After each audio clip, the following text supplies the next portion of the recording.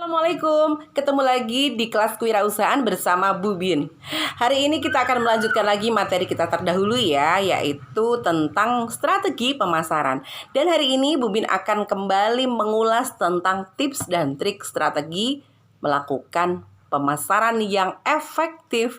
Kira-kira dari kemarin pertemuan pertama, kedua, ketiga, keempat, bagaimana? Apakah sudah cukup jelas dengan beberapa hal yang sudah Bu Bin sampaikan? Nah, jika cukup jelas, hari ini kita akan membahasnya dari sudut pandang konsumen maupun dari sudut pandang kita selaku seorang wirausaha. Nah, gimana ya tips dan trik untuk melakukan strategi pemasaran yang efektif? Pertama, kita harus mengenali pelanggan dulu. Apa sih maksudnya, Bu Bin? Mengenali pelanggan artinya kita harus tahu tentang apa sih yang diinginkan dan dibutuhkan oleh para konsumen atau para pelanggan. Jadi kalau istilahnya, kalau dari bahasan Bu Bin sebelumnya adalah consumer needs and wants, atau apa sih yang pembeli atau konsumen ini inginkan dan butuhkan. Tentunya kita bisa melakukan banyak cara untuk ini. Yang pertama, kita bisa melakukan survei. Survei yang bisa dilakukan adalah dengan melakukan hal yang manageable atau bisa dilakukan dan mudah. Barangkali kita bisa melakukan observasi maupun wawancara. Observasinya gimana, Bu Bin? Kalau misalnya kita sudah menentukan nih, kita mau usaha apa sih?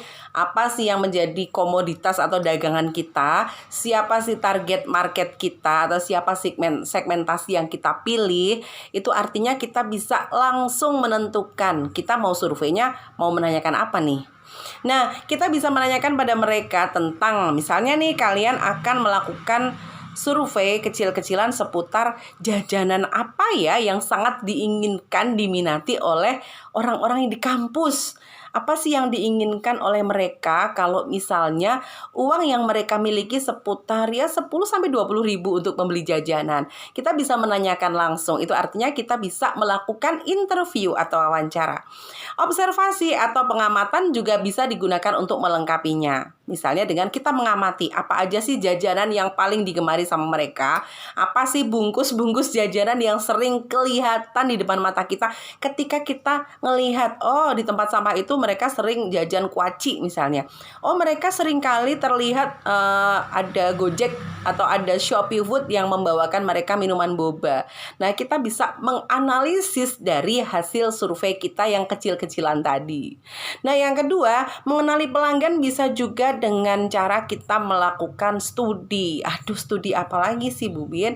Kita bisa melakukan studi dari apa yang pernah kita barangkali pernah kita temukan ketika mereka sedang melakukan obrolan tidak sengaja dengan kita. Misalnya mereka mengatakan tentang beberapa jenis makanan favorit mereka.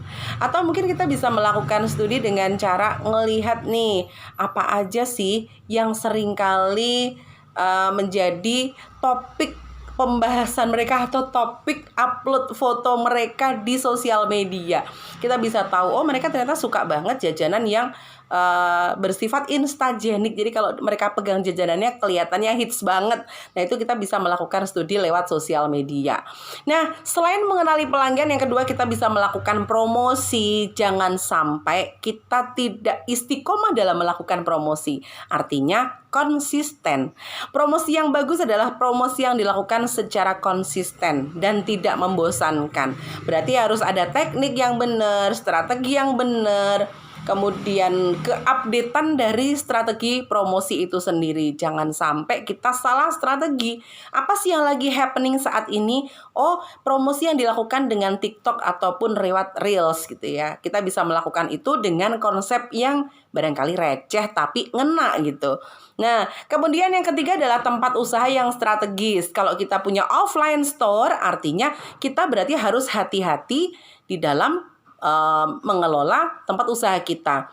Harus ada the 5S system, Seiri, Seiton, Seiso, Seiketsu, dan Shitsuke. Atau istilahnya ringkes, resik, rapih, rawat, dan rajin. Kalau kita nggak punya offline store, Bu Bin, berarti kita harus memilih tempat usaha di mana disitulah sosial media atau mungkin marketplace tempat segmentasi kita atau target sasaran kita biasa nongkrong di sana. Kita mau jualan nih beberapa pernak-pernik untuk anak-anak muda. Kalau gitu kita bisa jualan di beberapa marketplace yang memang anak-anak muda suka banget untuk nginstal itu. Misalnya Shopee, atau kalau enggak kita bisa jualan di Instagram. Kenapa? Anak-anak yang menjadi target utama sasaran kita, mereka suka nongkrongnya di Instagram ataupun TikTok.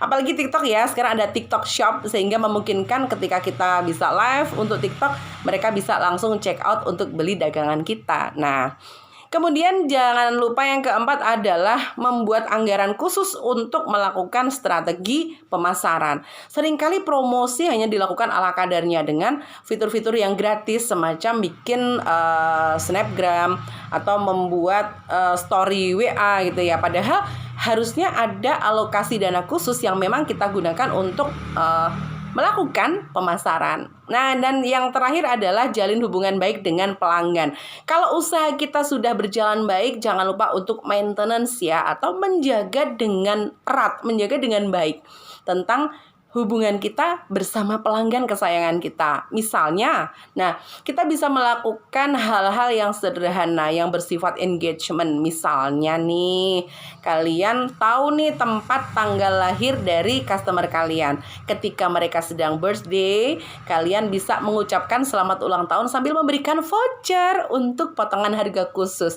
Itu termasuk pada membuat hubungan yang baik atau harmonis dengan pelanggan. Selain itu jangan lupa tetap berikan layanan prima.